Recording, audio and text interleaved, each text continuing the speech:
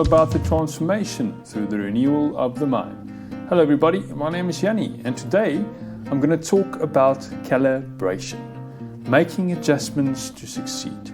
So the term calibration, referring to an act or adjustment or rectifying in accordance with a specific setting or a standard, is primarily used in the world of engineering and quality control, and we often find them in everyday stuff. For example, whether you are measuring distance or driving in your car, there's usually some or other form of calibration that took place in the use of or the making of the specific thing that you are using. Today, I want to unfold calibration in relation to our lives, specifically looking at our behaviours, thoughts and emotions. In short, our decisions and decisions that we make is regularly influenced by various factors. In essence, we usually fall back to the norm or standard that we feel most comfortable with. This is also known as a comfort zone, which relates to an area where we feel safe to function. In relation, when we look at calibration and the calibration process in our personal lives, we need to ask ourselves the question, what am I calibrated to? What is your yardstick? What do you consider normal or correct? These questions will help you understand where you are placed and to what you are calibrated to. From a personal perspective, the process of calibration, learning, starts from a young age. As we grow up, our norms, character and intellect develops as we grow and learn from those around us, which eventually becomes our worldview or perspective, which then becomes the standard to which we measure ourselves.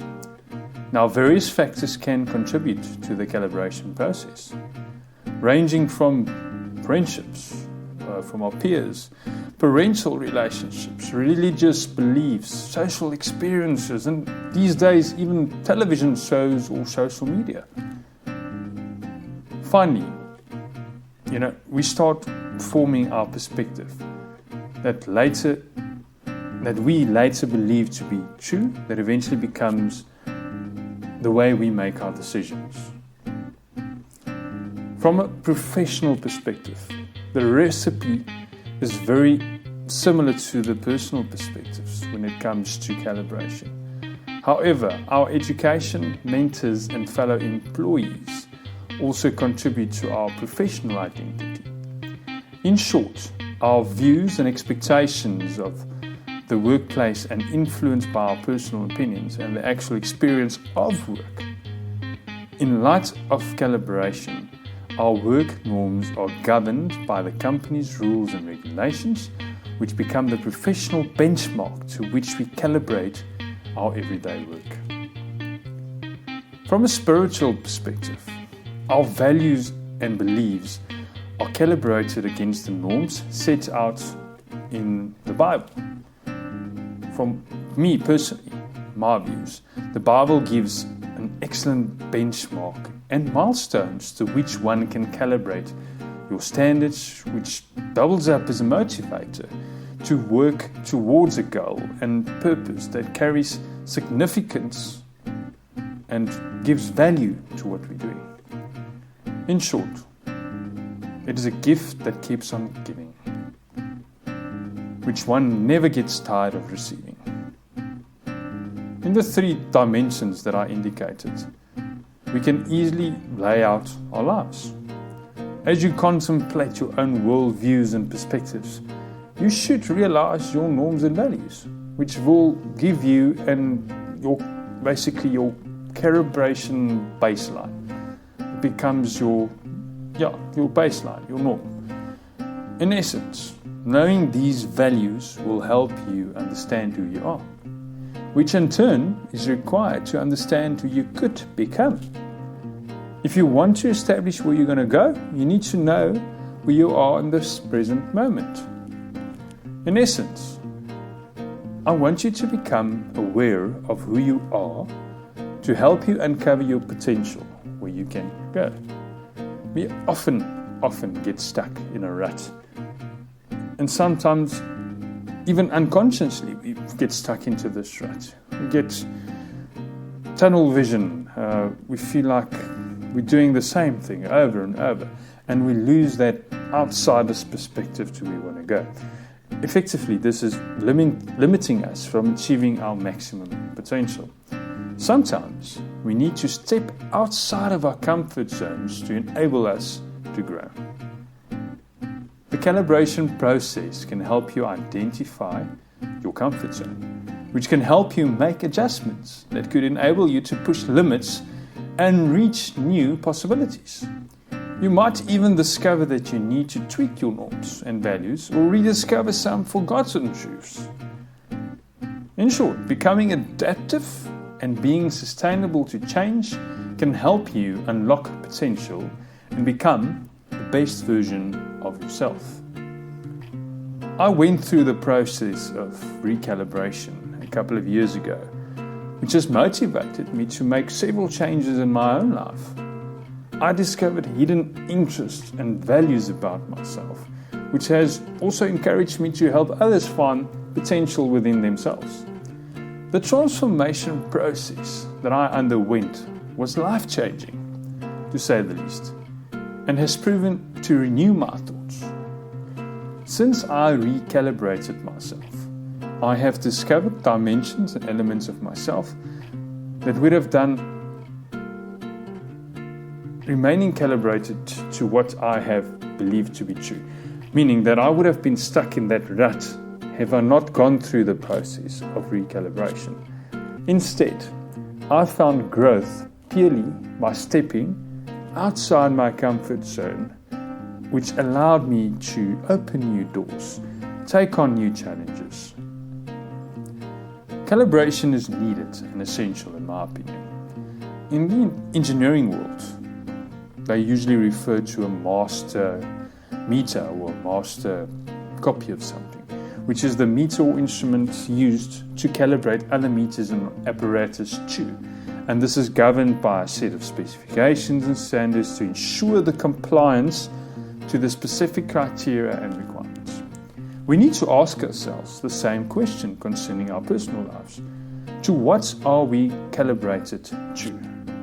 Are we using the correct master meter? And are we calibrating ourselves to the proper standard? As a starting point, one would need to answer these questions as honestly as possible, paying specific attention to what influences your views and norms that eventually influences your decision making. Are you calibrated to a standard that is prompting positive development, or are you stuck in a rut? In a technologically driven society, there are numerous influential aspects which we fall victim to, which could easily throw off our calibration or cause us to calibrate to the wrong master meter or to the wrong standard. We often want stuff that we cannot afford, or we tend to follow the majority when it comes to decision making and have become very conscious of others' opinions. The public opinion driven era can easily pull us into a loop of confusion, which eventually influences our choices, which pulls through to our children and to the generations to follow. Please do not get me wrong, I'm pro-technology, I love technology, and enjoy the advantages of a smaller world. But one can't help but be wary of the design we make, what we make of the technology, what we use this for, how it's influencing our lives. Like all things in life, there is value to finding balance. One can easily uphold this balance by ensuring that we are calibrated to the correct norms and standards. In conclusion, we are filled with potential. which can help us become the best version of ourselves. The opportunity to help those in need is one of these discovered potentials that I intend to pursue with willingness and determination.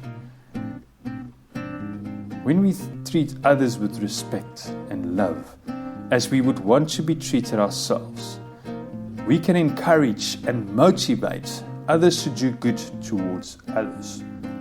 In a world filled with hate and greed, we can make a difference by calibrating ourselves to a standard to promote loving thy God above all else and loving thy neighbor like thyself. Thank you for listening to me today, and I hope that talking about calibration gets you to think deeper about where you are in your life and what your standards, norms and perspectives are. I honestly believe that we can make a difference by setting an example for others to follow and really leading by this example in our families, in our workspaces, in our friendships, in our social circles. Let's try and stop finding the fault in others and start changing ourselves to become the best versions of ourselves. If you want to take the journey with me in the coaching realm and really take on coaching, I would like to encourage you to check out my social pages, my website, and really make contact with me to find more. But that's it for me today. I hope to speak to you again soon, and take care, everybody. All the best.